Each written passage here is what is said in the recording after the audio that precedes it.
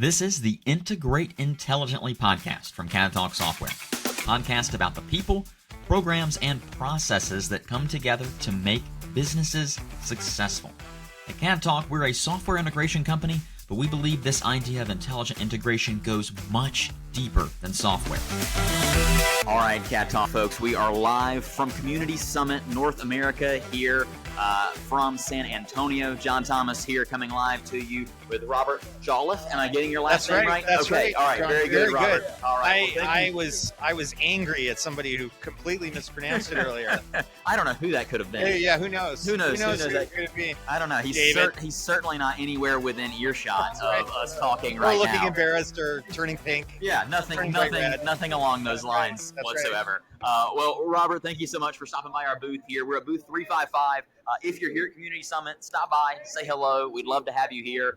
But Robert, I'd love for you to give me the elevator pitch, introduce yourself, tell folks watching a little bit about what you do while you're here. So my name's Rob Jolliffe. I am president of a company called Sabre Limited. Sabre is a Microsoft Dynamics Business Central partner. We sell only and exclusively to manufacturing companies. So 100% of our customers are manufacturing companies and customers.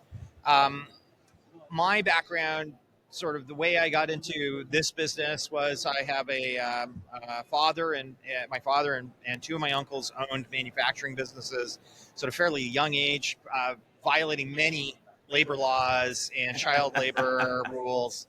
I was brought into their factories to do work. I ended up going to university for mechanical engineering with the intention of being a manufacturing engineer, and at the end of that, went into work in manufacturing as a manufacturing engineer, worked for a couple of years, and discovered this thing called ERP. Back in the day when I was doing that, IT people were generally self-taught, engineering people. I got sort of shunted into an IT position, and from IT I discovered ERP and realized, this is actually taking my love of manufacturing, and I do love manufacturing. It's weird, but I absolutely love it. Taking that, and I loved IT, and it kind of made a beautiful baby. And so I never looked back. I started the company out of my basement in 1998. Sabre Limited has grown to about 35 employees now, and we sell Microsoft Dynamics Business Central to anybody in North America that's English speaking. Few French customers in Quebec, but not very many. And I do notice that there's a battery running low. I'm going to have you plug in your laptop there. On the laptop. So this may be a very short podcast. But Business Central, two customers, and we specialize in small business.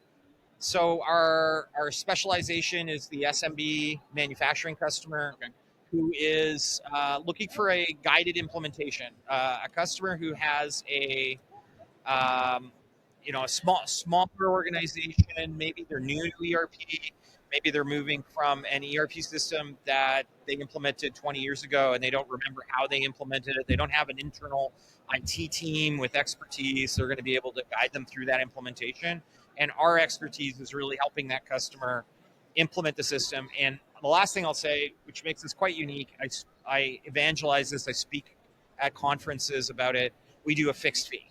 So our customers pay a well-defined price upfront for our project, with a well-defined monthly amount for the subscription of the software and support contract.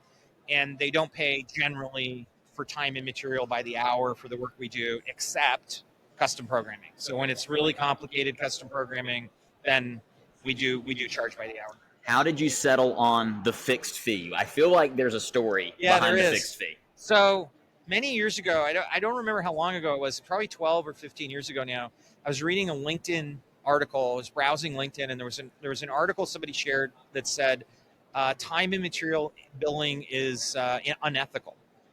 And it caught my attention, and I read it, and the example they said was that if you were to go to a restaurant and you were to order a steak and you were to pay for that steak as a time and material, and you had to pay for, mistakes basically being made by the kitchen, and they took out your T-bone and they cooked it. You wanted it medium rare, but it was medium, so you sent it back, and then they cooked it and it was medium rare, and you ate the T-bone, and then you got an invoice or bill at the end, and it was for an hour and a half of cooking time or whatever, and 2 T-bone steaks, you would never go to that restaurant.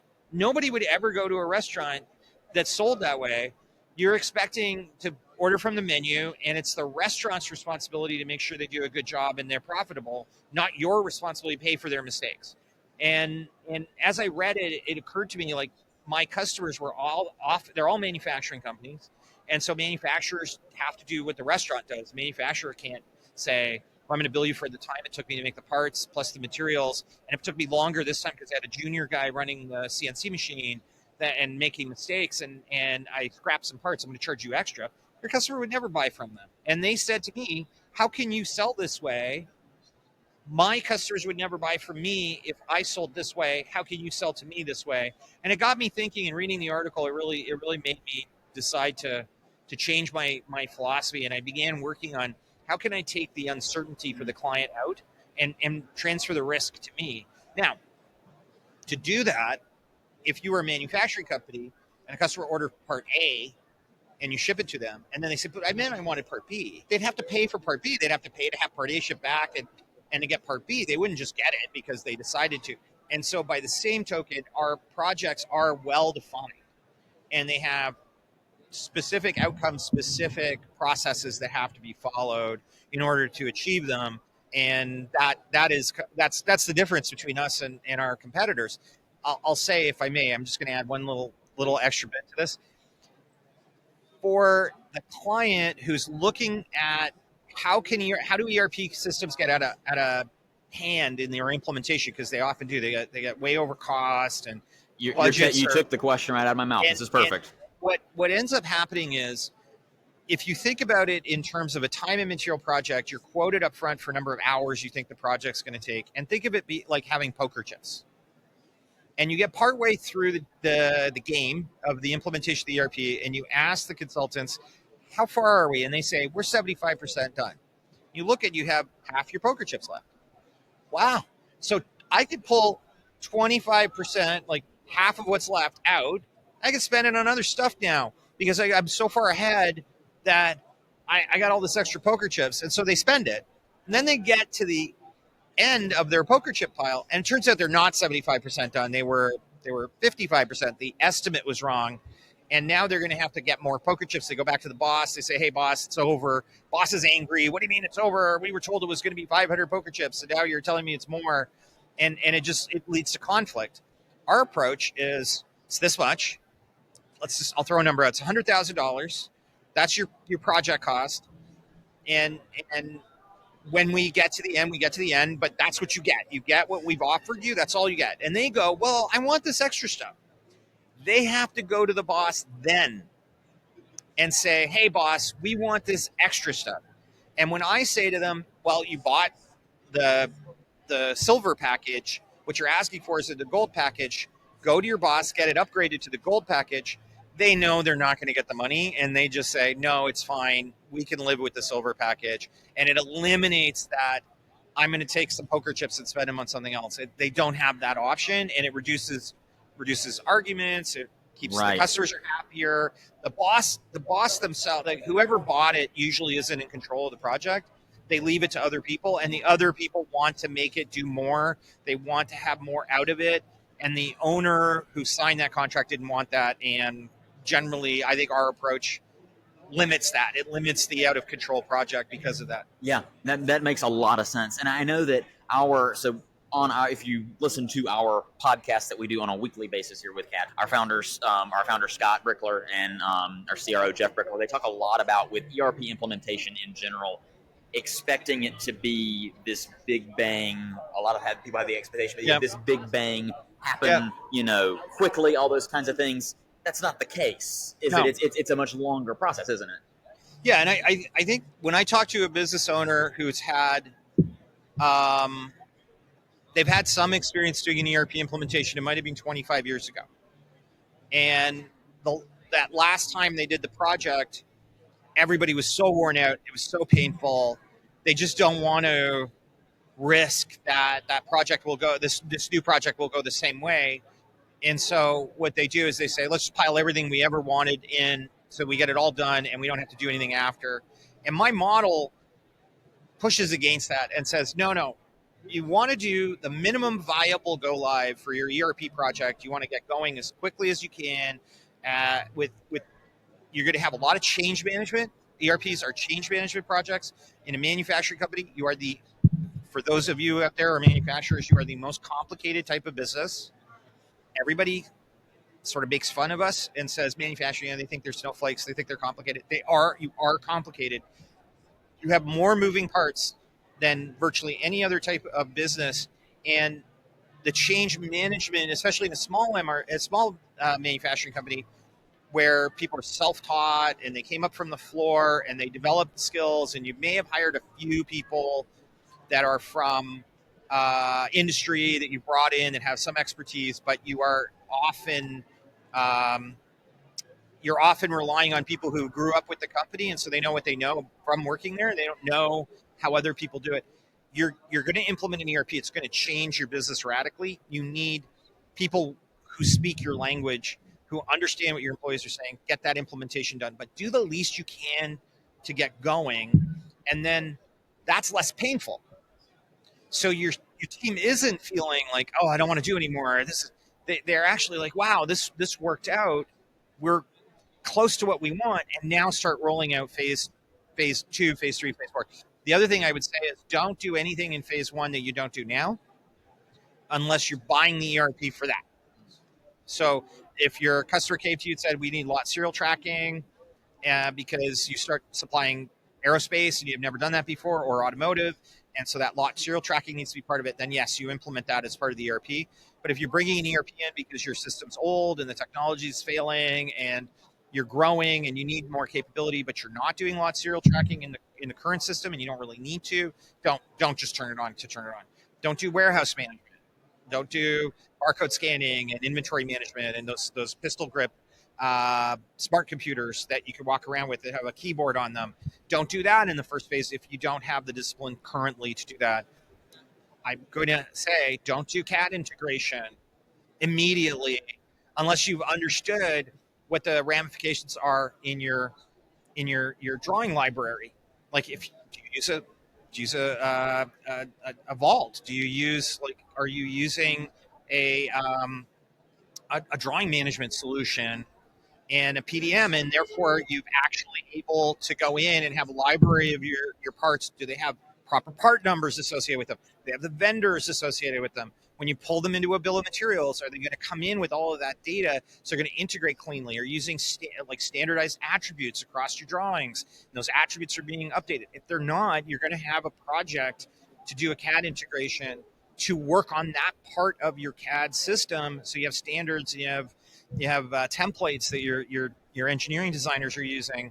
And I would say that to any client. Now, often they come to me and they say, yeah, we did that when we moved from AutoCAD SolidWorks, or when we moved to Inventor from Solid Edge, or whatever it was you were using before. We started working on that, and we've improved in that area. And then I say, okay, now let's take a look at a CAD integration like CADTALK. Rob, I love. First of all, I can tell you just have no passion for this whatsoever. You don't like talking about it, anything like that. There's two things I don't have. I don't have passion for manufacturing, nor do I understand sarcasm at all. I can tell. I can really tell. Both those really come through to our audience there. So, Rob, I will let you go here, but before we do, I have to, because of just this lack of passion that is evident here. I feel I need to ask you, what is it that you do love about manufacturing so much? Manufacturing, when properly done, is a continuous process improvement journey that never ends.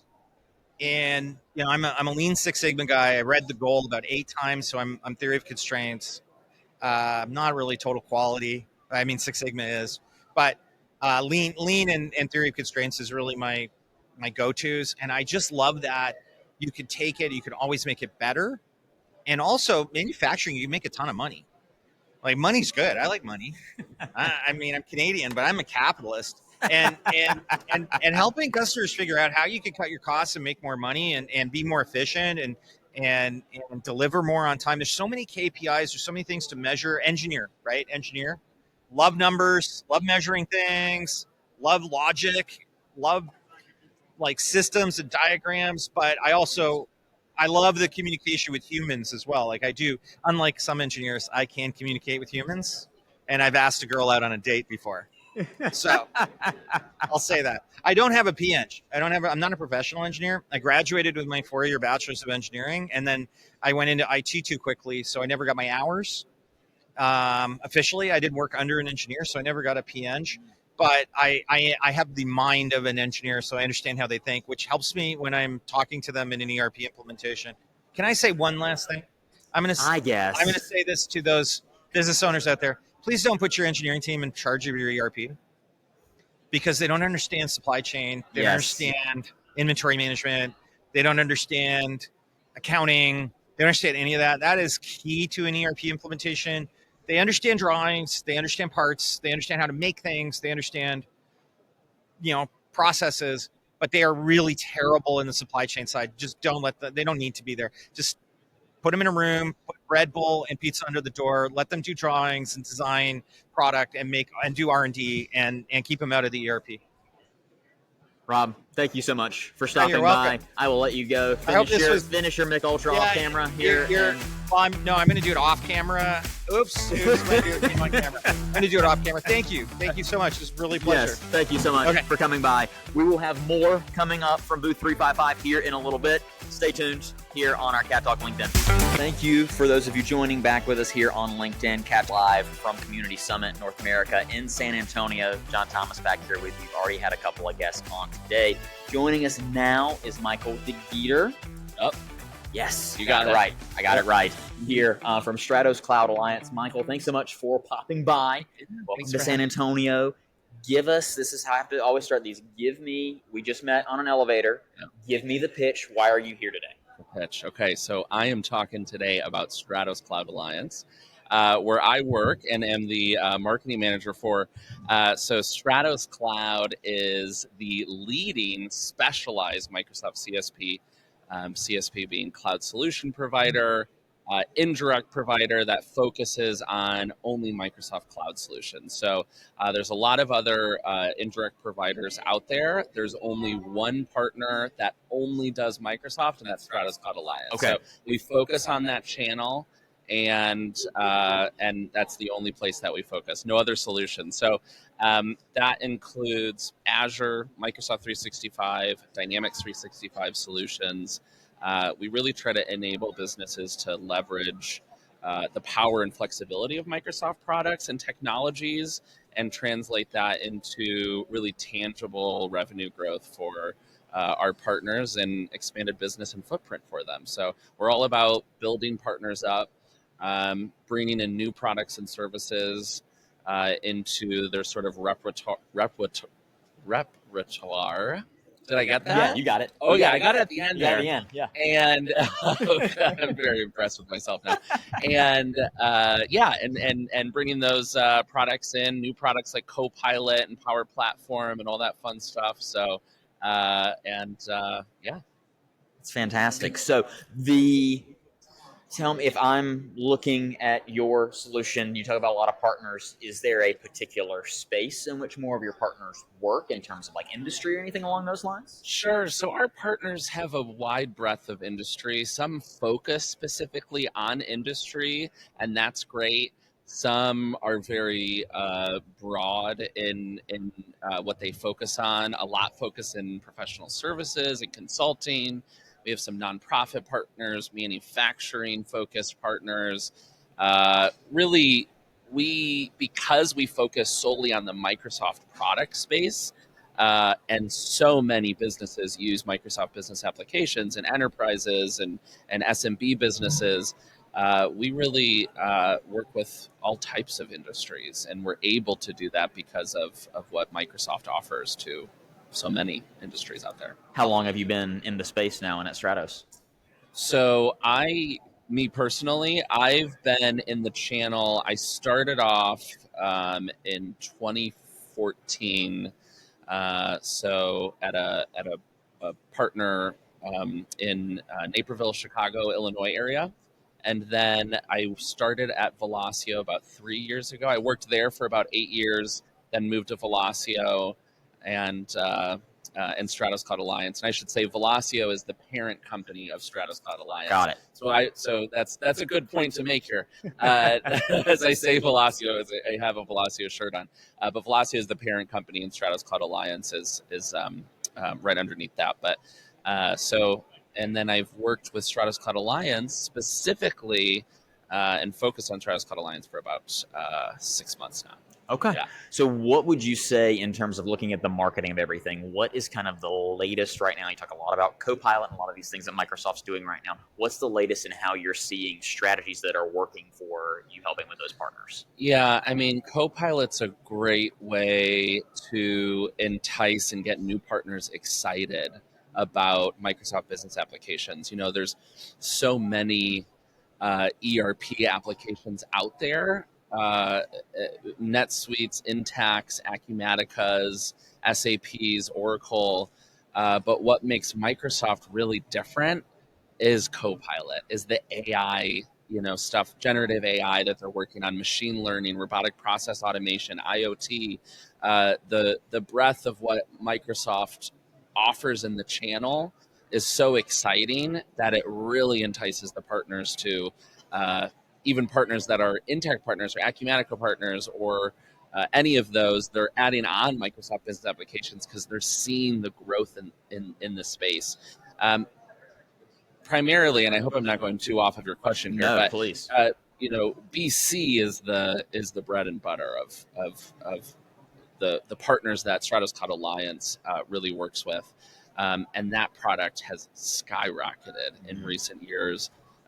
What have you seen that has been so integral about Business Central? Because the space we're in as well, we integrate to a number of different ERPs, but Business Central is one that we're in as well. Yeah. So what do you think it is that makes that special?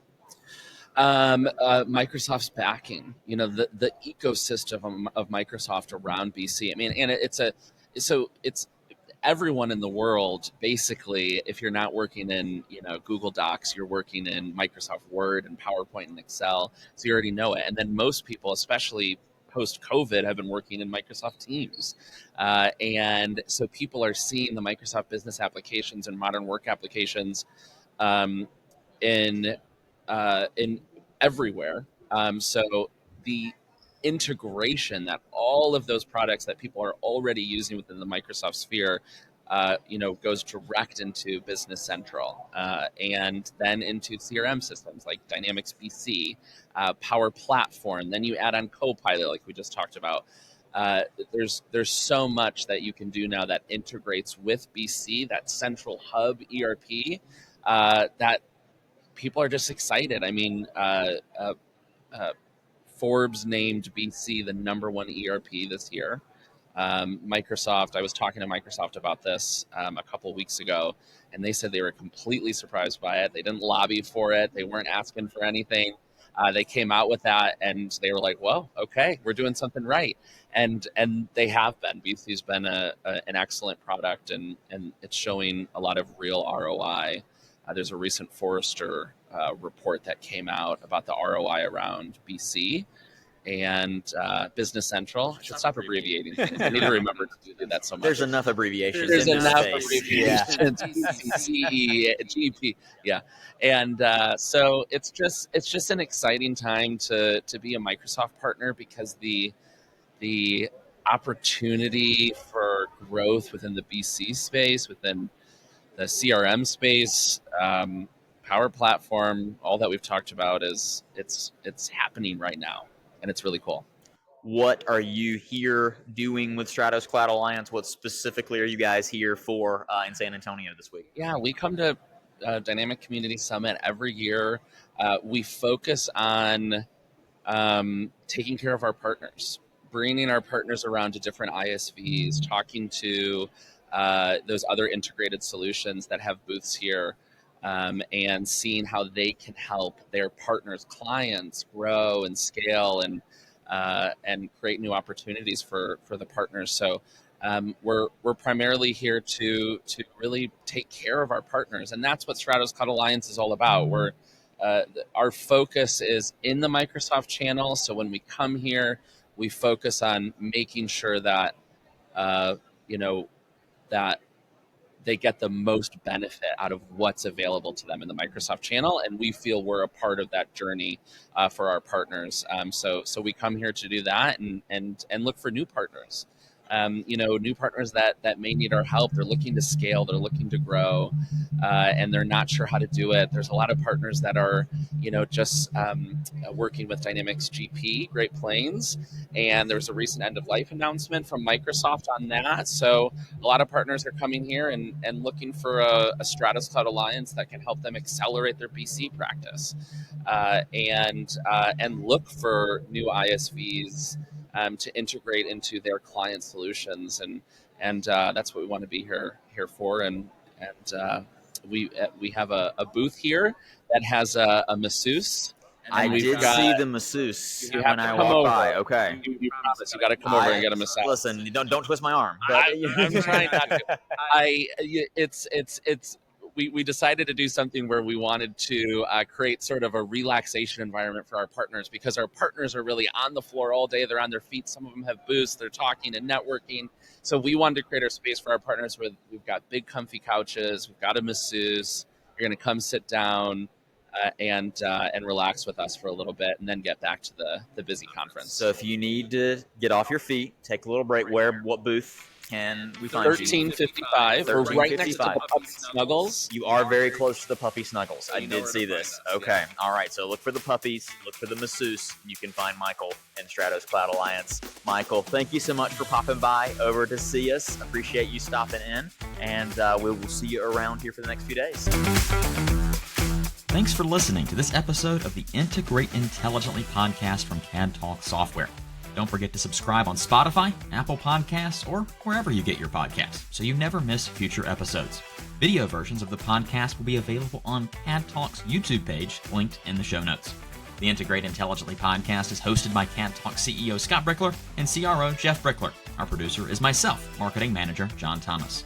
If you have a story you want to share on the podcast or you want to partner with us, let us know. Email marketing and be sure to mention podcast in the subject line.